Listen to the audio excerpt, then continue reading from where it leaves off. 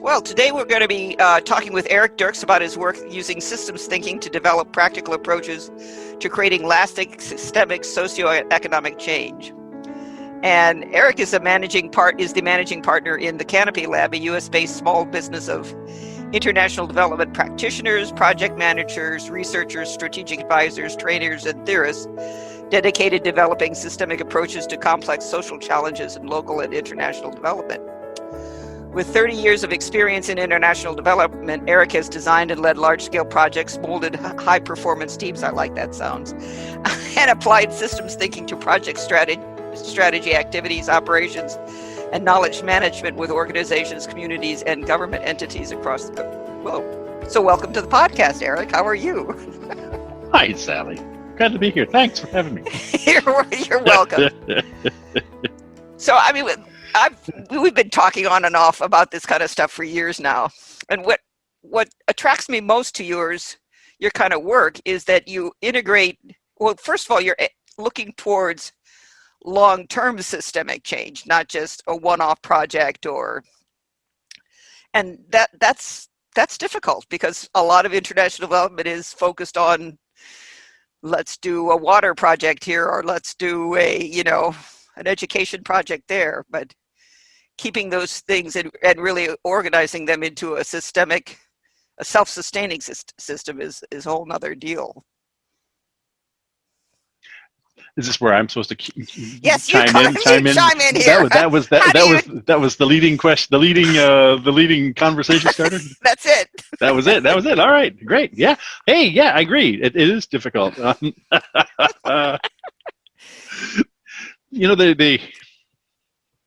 Yeah. In international development, as we've talked, the appetite is for 3 5-year types of projects, certain amounts of funding, focus on development outcomes.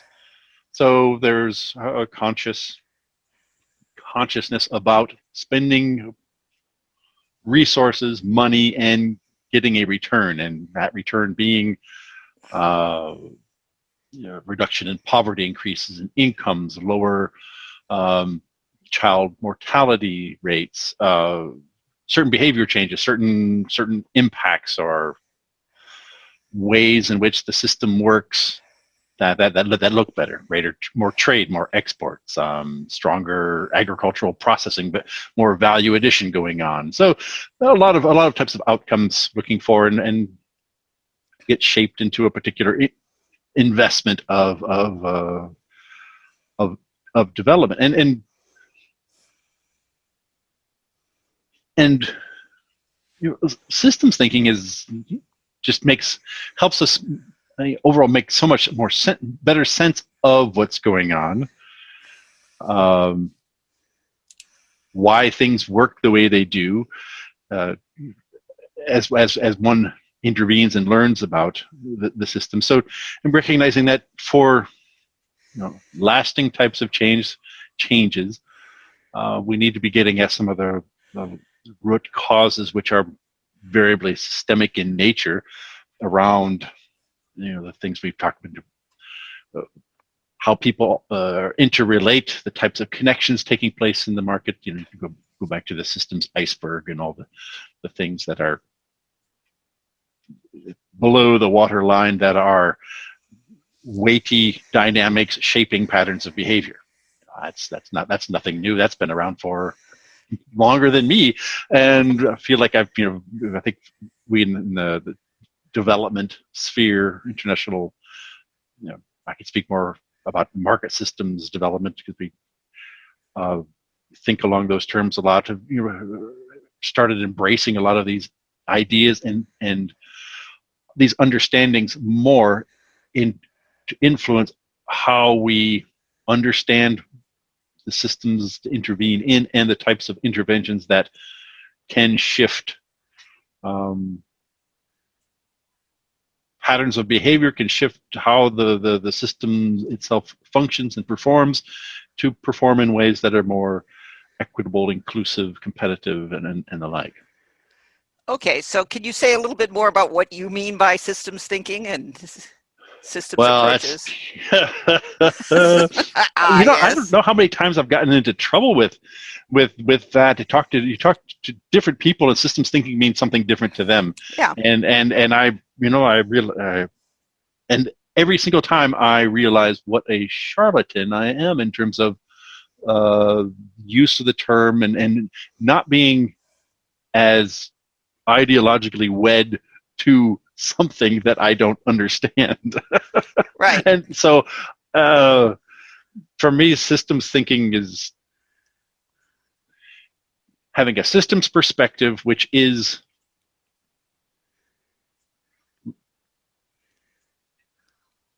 recognizing or well, looking at the patterns of behavior, actions that when we might see, and being able to craft an explanation for why that is based upon the underlying dynamics within a system. The cultural biases, the institutional dynamics, the relationships, the structures, the rules, the regulations, all those things which have a huge causal connection to patterns of human behavior, whether it be in economic systems or whatever, what have you. And it's almost very hubristic to say to have that perspective, but it's more aspirational because it's fairly elusive, and it seems like so it's not that um, we in our work we can say with a great deal of confidence we understand what's going on. We have certain hypotheses of why things behave the way they do, which can point us to areas of intervention. Of throwing resources to see if we can effectuate change, which so as along the time that more of this type of systems thinking became shared, understood, and incorporated into intervention design and assessment, also emerged greater appreciation for adaptive management and experimentation and iteration and prototyping, things that we recognize that, well, there's such a great deal of uncertainty in terms of our presumption about why things work the way they do, that if we think we can intervene here, we better be really careful about doing so because it may not be the case and it may have unintended consequences. And so we need to start small and iterate, adjust, and be ready to pivot as necessary. Okay, so I'm going to lay on you my particular vision of this whole systems theory kind of thing. Great. Which is that half of me is an engineer, the other half of me is a psychologist. And the psychologist looks at the world and says there is a common root cause, and it's culture. It's cultural, and I'm calling it oligarchic capitalism, but it's basically it's hierarchies run by and for the benefit of a few guys on top. Mm-hmm. All right, and what I see, so I'm saying that we're in the midst of going through a Copernican flip. It's the same facts that you already know, but they're going to be organized in a completely different way. And in particular, the main thing that comes out of it is looking at human beings instead of seeing us as a sort of like this complete accident in the universe, and B as these selfish economic beasts who, that evolution runs on selfish genes, and it's everything's fixed in our behavior, and there's not a whole lot we can do about it. We see ourselves as a collaborative learning species, which is in fact designed to adapt. And so that's our big thing, is that's why we talk, that's why we build scientific theories, and that's why but our cultures are designed to kind of keep collaborative learning on an even keel, so you don't go just willy-nilly off of every new thing. So we have a diffusion of innovation where you start with innovators and you'd have early adopters, but the key is these early majority people, because they don't want to, they're the gatekeepers to the mainstream and they don't want to swallow a poison pill. So you have to have solid evidence that what you're doing is something that's going to be useful and beneficial and move the whole system forward. Okay, so I see a lot of what you're trying to do is establish this idea of regularly re-examining what you're doing and having these iterative planning and revising and doing that as an integral part of your plan, actually, so that you don't get too far down the road and suddenly find out, well, gee, I should have done something else, but that was 3 years ago or something like that. Right. But the other part of it is that I sort of see us as what we're trying to do now is learn the real rules of organizational health. And organizational health has these two main parts. One is the circulation part. So you have to get resources and money and information and energy all flowing from top to bottom so that you nourish all parts of the whole and keep them coordinated and connected. And you also have to maintain reliable inputs and healthy outputs so you basically don't kill yourself off. Then there's the structural parts where you have to have these, fractal hierarchies where you have a balance of small, medium, and large, and balance of resilience and efficiency, and also balance of extraction versus constructive activity, things like that. So I see us as a collaborative learning species that's just beginning to learn the real rules of systemic health. And I see what you're trying to do in modifying the culture as heading towards that. So when you talk about, you told me a story once about someplace you were working and you were trying to get different tribal groups, and some tribal groups were, the dominant ones would have a lot of cronyism and nepotism and kind of various corruption. And in order to get past that, you were establishing common standards in the network, in the value chain, as it were, that they were all connected to. And you were supporting the people who were in the local network, who were adhering to those standards and advertising that it's more reliable to buy things that meet the standards and so on and so forth. But it was kind of a concrete, very practical way of doing these things, as opposed to trying to just say you shouldn't be doing cronyism anymore or nepotism. So do you remember any of these kinds of things, or? No, that's Ricky. I mean, it's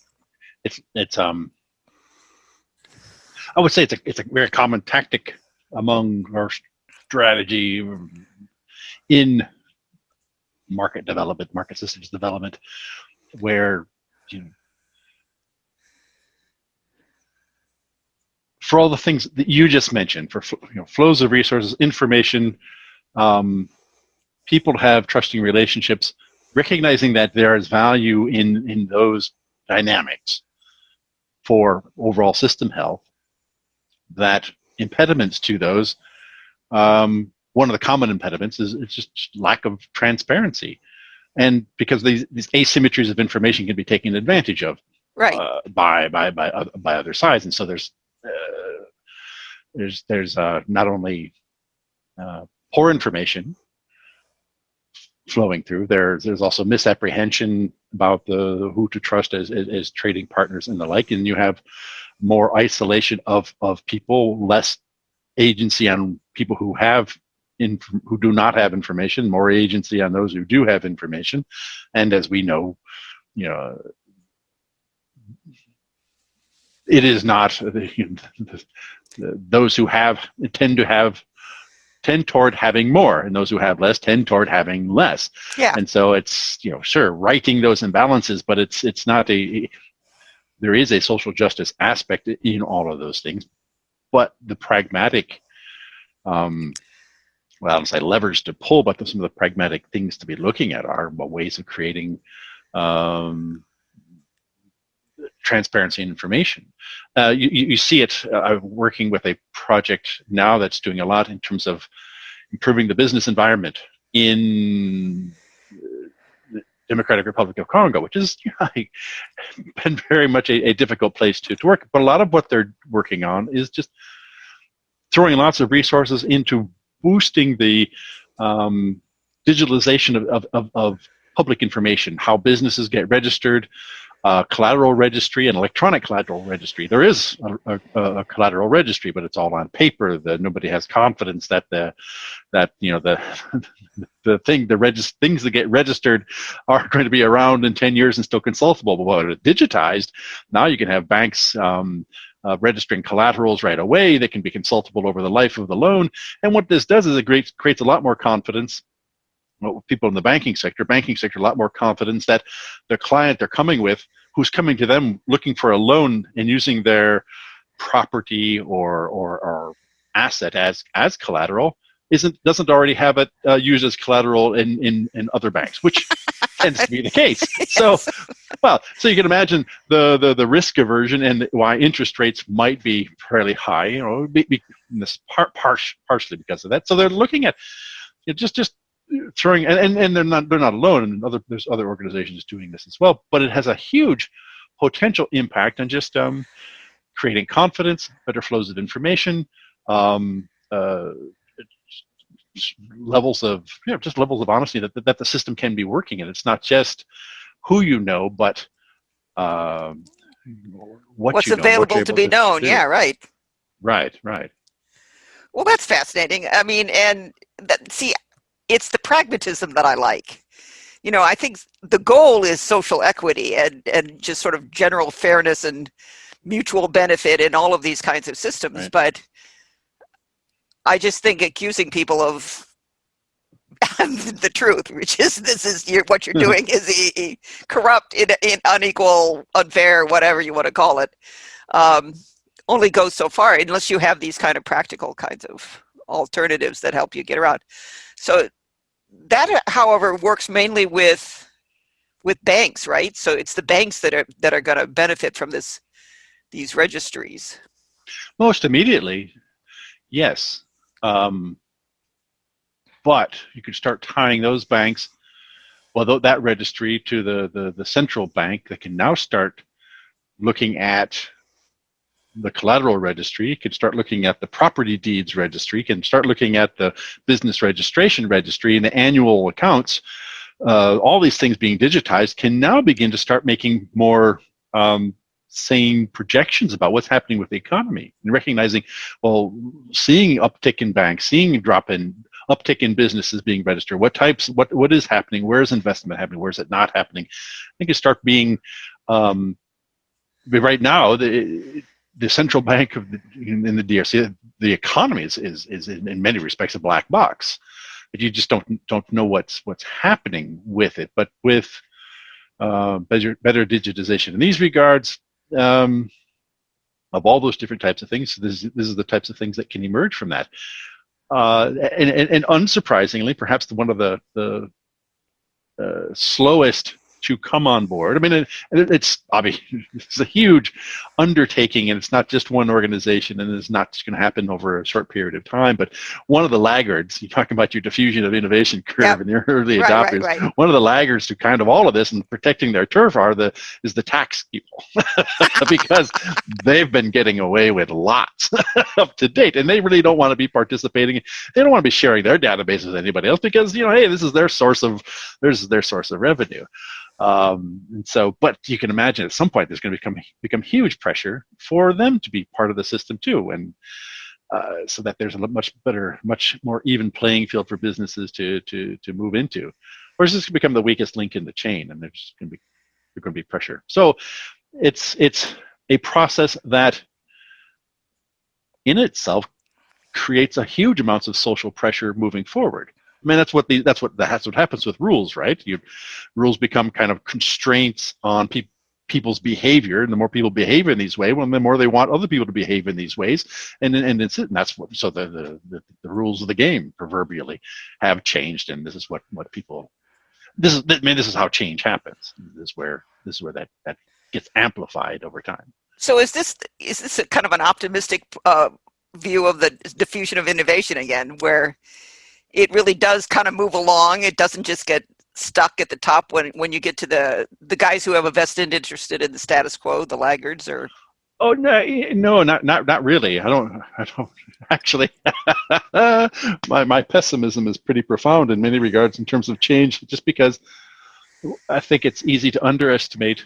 Well, it's easy to underestimate that which you can't see, and we don't see so much of all the other forces that keep systems from evolving in a different trajectory. In a graceful way, yeah. Well, escaping the path dependency that has, brought you to where you are, and all the forces that come with that. I mean, there are huge institutional barriers, formal and informal, that can one begin to perhaps point to and talk about why things perform this way, and they just, they creating new paths for them to evolve down also creates, there has to be, ease for that to go, pressures to roll down or up that slope, or whatever, however you want to look at it. So it's very problematic. Right. And we started this conversation briefly off with the 3-5 year window of a lot of projects. Well, unfortunately, in creating and gestating and pushing along transformative types of changes, it's more than just obviously a 3-5 year effort. And so then that which I think kind of adds to a little bit of my pessimism about the potential for such funding mechanism to sustain, to foster the momentum, to foster the movement, and help it flourish and emerge, help it emerge, so that there's really true emergence outside of the resources provided externally by donors, that these new patterns don't wither away and die, but they become the predominant ones. Right. Yes, I mean, it's the catch-22, which is a lot of the funders are themselves, even though they're trying to do something good with their money. There's this guy, Anand Giridharadas, I don't know if you've ever heard of it, but he has the book called Winner Take All, and it's about pretty much the philanthropy is, they spend all of this money to do really good things, but then on the other hand, they don't want to do anything that threatens their actual ability to make a huge amount of money. And that would, and a lot of this stuff I don't think it would eliminate the amount of having wealthy people. I think what it would do is limit how much wealthier they could become beyond other people. So it's limiting the extractive potential in some sort of sense. Because, okay, so another cute little book was called Only the Super Rich Can Save Us. It was by Ralph Nader some years ago. But his thing was to get together people, and he had a list of 10 or 15 of them, the Warren Buffetts, and I think he had Paul Newman, and I can't remember all the different people he had on it. But the people who were willing to actually make changes that would impact their own bottom line, but would fund it to create these longer term things. And part of me thinks that there needs to be some kind of outreach to some set of those kinds of super rich people, because I don't believe all super rich people are so obsessed with the power part. I mean, obviously there are many of them that are, that they are willing to let the planet and civilization go under, which is what we're facing now. So I don't know, but you're pessimistic. I keep thinking that it's pessimistic. Yes, I mean, pessimistic. It's tough. Some days pessimistic, some days optimistic. I wonder if it's just whether I've drunk enough water that day. But I mean, I think that there are aspects and room for optimism. My partner in Canopy Lab, whenever days I get pessimistic about certain things, and he no, look, we as humans, we're going to get through this. We're going to get into space. We're going to be doing this. We're going to be doing that. We shall overcome. There may not be, as many of us as there are right now in the future, but boy, we can Yeah. we can prevail. We will prevail. That's his thing. So I take solace in a lot of that for him. Well, then for me, a lot of it is how do you get us to become a really effective collaborative learning species? And a lot of that has to do with some of the practical things. And how do we get common cause culture running around as opposed to this self-interest, selfishness kind of, I'm a lone individual and all that matters is what I can get out of it kind of thing. I was discussing some science fiction books with my son, and we have a shared interest in those things. And and he confirmed for me that this was actually something that he'd read about elsewhere. The idea that in this book I was reading, there's this intergalactic body that just whose members have to pass a certain threshold. They have to get out of their own solar system, because to get out of their own solar system, you will have to have cooperated enough and collaborate. You'll have to have developed a collaborative enough culture to get out, and therefore we don't want to even talk with you until you, as a species, till you get out of your solar system, because then you've passed the test. Then you can become you can now become a member in our group, and I find that delightful. One of the other ones that I've heard, and this is actually, I think, originally real physics, is the theory of civilization as monitored by how you use energy, which is the first stage of civilization is where you actually manage the use of energy on your system so you don't destroy yourselves. We're not there yet, but we're not there yet. No. Not alone. But the collaboration part, I was telling you earlier, I think in another conversation or an email before this podcast, about some of the thing I had been looking into and being exposed to and was really kind of excited by, because it's really centered on the building capacity to collaborate, to change systems. So all the things we talked about early on, and we're like, hey, we can make sense of why things work the way they do, perhaps at different scales, down to an organization, a supply chain, a city, and looking at an economy, for an agricultural economy, for example, which tends to be a lot of what we're looking at. A lot of that very high level. Okay, this is the general pattern of way things happen. We can talk about certain rules and policies that are going on, flows of resources, the way people interact, cultural norms and whatnot, et cetera, et cetera, et cetera. But damn it, where's the practical tactics to really be able to create this types of change, or where does this change come from? And it comes from what you're talking about, as you know, people being able to solve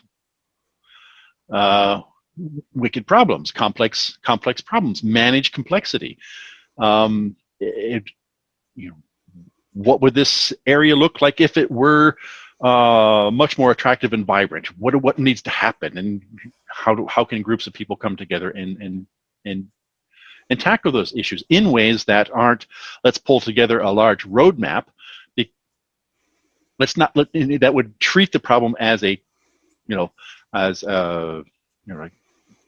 David Snowden would call it a complicated problem, which you can, so you get an expert to help you solve, because we know how to solve that problem. All we just need is somebody who's well informed and seen it enough time to assess it and go with it. But it's a complex problem. It's not. There's more than one solution. It's unclear what the outcomes are going to be to all the things we do. But we're so bad at strategizing for such problems. We don't necessarily have the skills and capacities to do so. We do. But we don't necessarily call it these things, and or can consistently keep those things going. But so how do we prototype and iterate as in a group, whether it's a group within an organization or a group within a community, toward a general outcome of, well, this would be a much better place if, and well, let's kind of think what that is, and let's start a process of putting resources towards some of these things in incremental ways that help us learn along the way, pull in other people to the same process, and sets up a dynamism of more collaborative activity and mutual reliance of our uses of resources to achieve particular ends. And this group out of Purdue, calling it strategic doing, they talk about having numbers of years of experience in just how to facilitate this process and build the skills of small groups to big groups, start slow so that they can iterate faster, better, but just how to manage, how to collaborate effectively to achieve change in a complex situation. Right, and I assume that it has, you start with the small guys, but then you have to have representatives from the small guys into medium-sized groups, and I mean, is it scalable, as they say? Yeah, I mean, everything is, well, not everything, but yes, the idea is through small groups and action in then pulling in other people from these people's networks and increasing that network of people who can, buy in, like what this is about, see where it's going, want to contribute, want to participate, and move things forward. And do they have, I mean, one of the things that always fascinates me is the fact that we all play different roles in this whole knowledge ecology things, Some people are very organizational oriented and great at building teamwork, and other people are, I'm a theorist and an idea person, but you don't try to get me to do teamwork building or team building or stuff like that. Detail people and big picture people and technical and social and all the different kinds of things. And I really think some of it is you have to have a system designed to work where you have a quorum of all of the types that you need in order to get it to go. And I also think that there's something about human relationships and it being personal and designed to incentivize what's good for the whole, not just the individual. Because right now, there was a great article called The Synergy Gamut by Ruth Benedict, who was a colleague of Margaret Mead's. Anyway, she studied a bunch of different societies and found that the ones that were working, where, it's kind of like this utopian thing where there was virtually no homicide or suicide, or, there was, virtually no hostilities going on, individual hostilities going on inside the society. It was, they were designed such that there was a phrase, something like, every act was designed was incentivized to serve, the things that served the whole as well as the individual, so that it was never one or the other in conflict. Whereas and the ones that were like us, where there's, there's tension all over the place, and there's murder, and there's the misery index is incredibly high, and there's gross inequities, and nobody is ever safe, right? So that even if you're incredibly wealthy, somebody bigger and badder than you could come along and take it away from you if they so choose, or if the tea leaves fall the wrong way, kind of thing. But those are the places where everything was structured so that each individual was solely out for themselves. And apparently these are real societies that fall on this synergy gamut.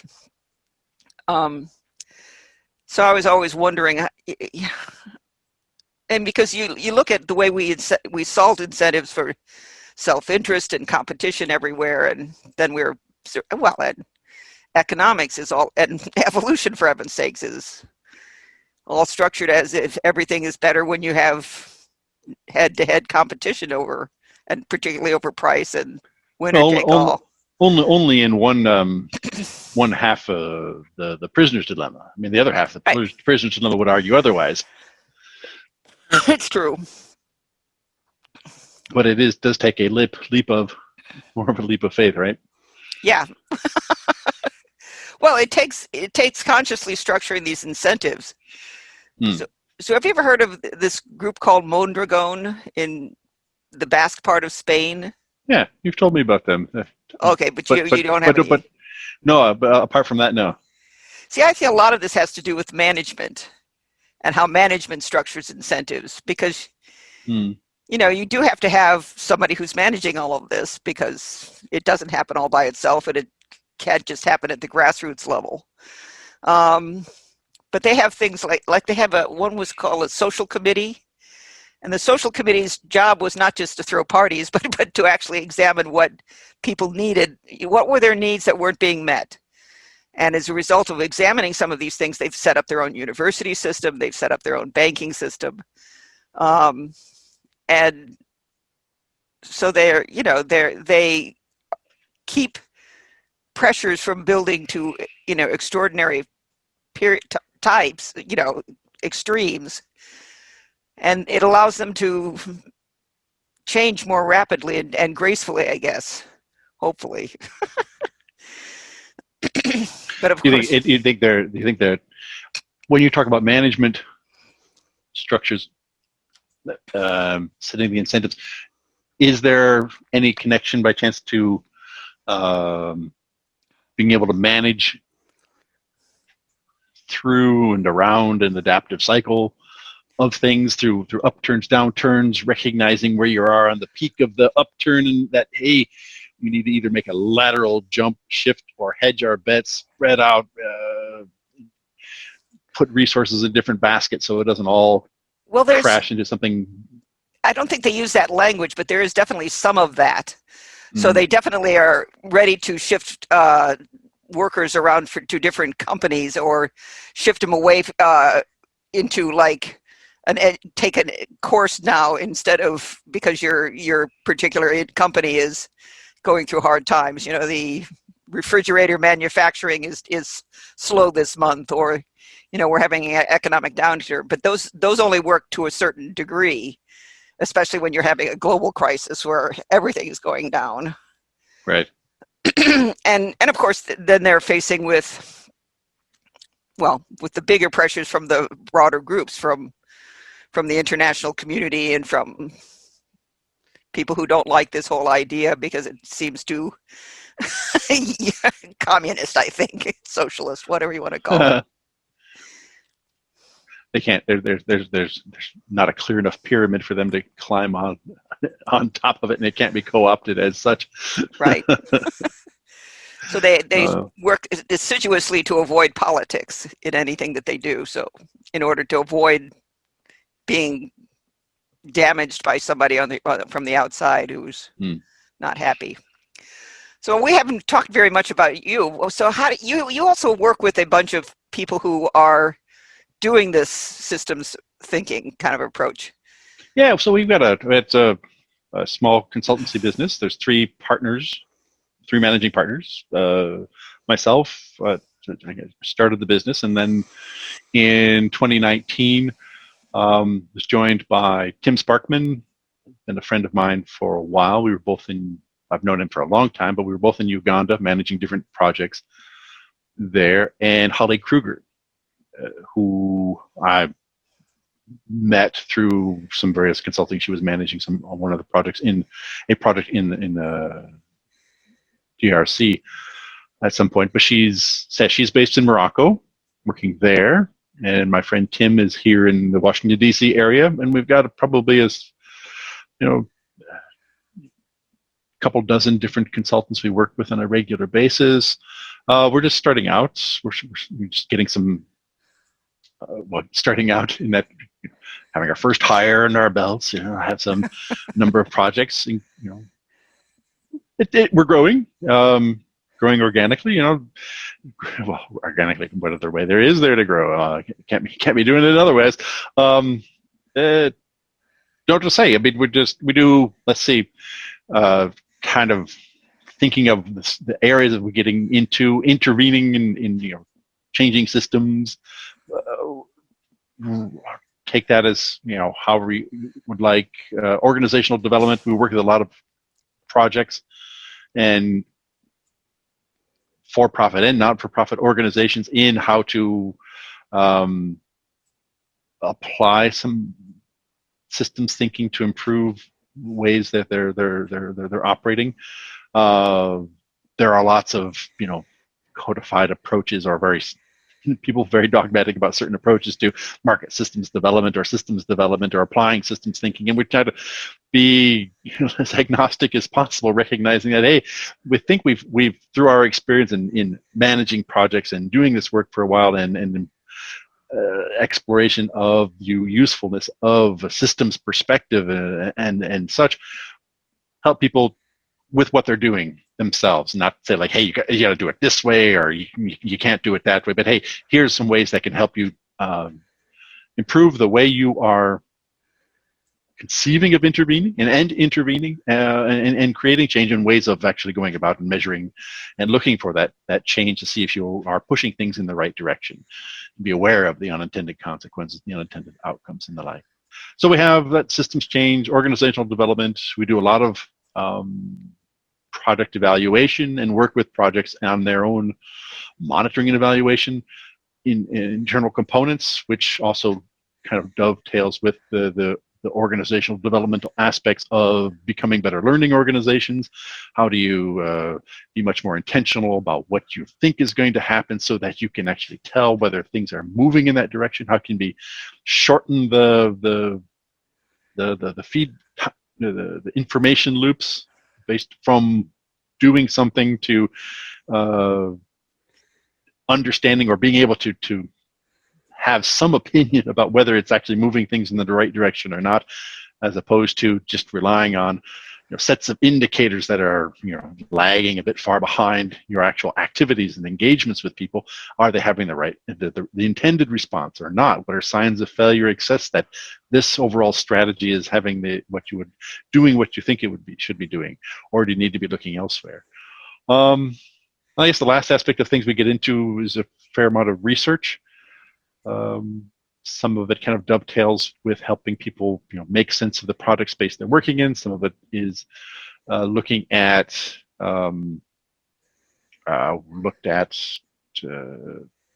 policy space in 7 West African countries related to cashews. What are the various regulatory regimes and policies, and how is this affecting price fluctuations and spikes and investments in cashews in these countries? And so that was a bit of interesting amount of research in there.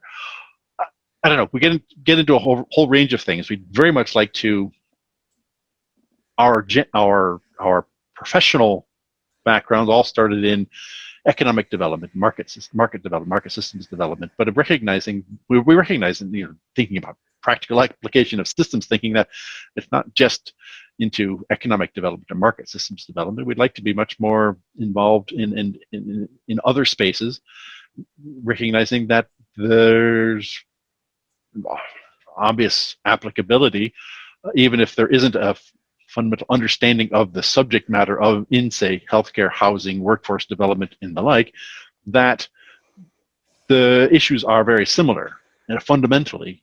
And so understanding some of the issues and underlying dynamics of systems is important, but then also being able to work with people and facilitate interaction, learning, elevation of perspective of what you're seeing, how you're able to learn, and pulling those things together in crafting ways of intervening that can be then more iterative and adaptive to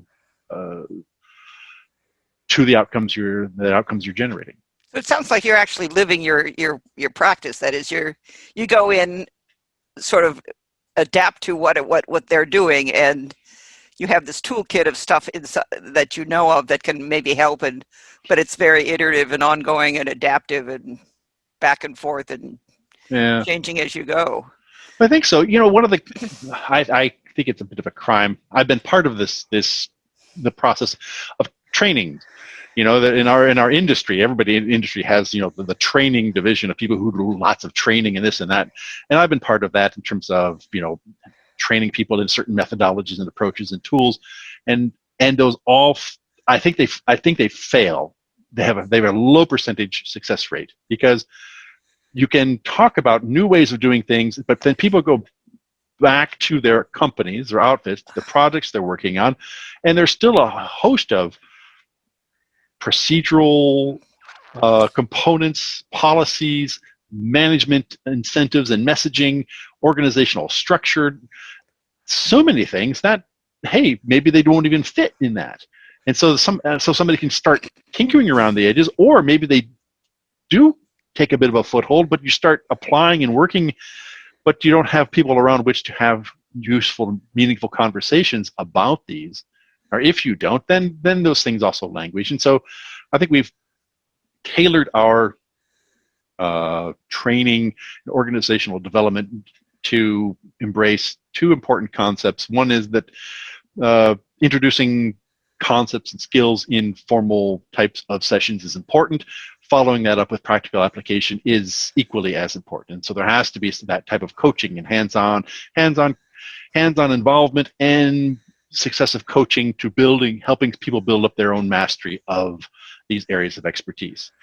That's one. The second one is not to, I don't want to be condescending and say not to raise the bar too high, but people have their frames of reference. Right. You can't provide a university course to people who are making a transition from doing humanitarian relief and are moving into economic development. Well, you have to help them